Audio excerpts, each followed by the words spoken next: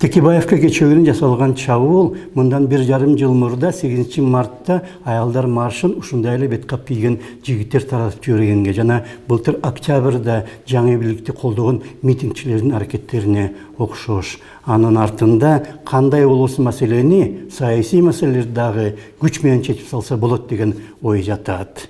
Мындай кол салуу анын катышуучулары эч качан бизди эч ким жазалабайт деген ишенимге негизделген. Аларды эч ким издебей да коюшу мүмкүн деп алар балким ойлойт. Мындай мүнөз советтик мезгилден бери уланып келаткан бийликтин мүнөзүнө окшош. Алар коомдун талаптарын карап да койбойт, аларга көңүл да бурбайт, кайсы бир тынчсыздануу болуп жатса жана эч нерсе болбогонсуп аракеттене берет мурдагыдай эле.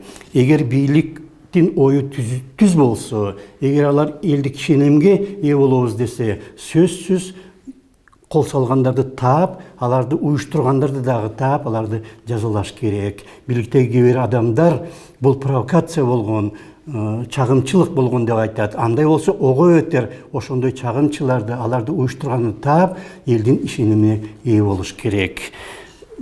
Антпесе, андай болбосо, бул чабуулдун артында бийлик турат. Ал өзү уюштурбаса дагы аны билген жана макул болгон деген сыяктуу ой дайым коомдо кала берет.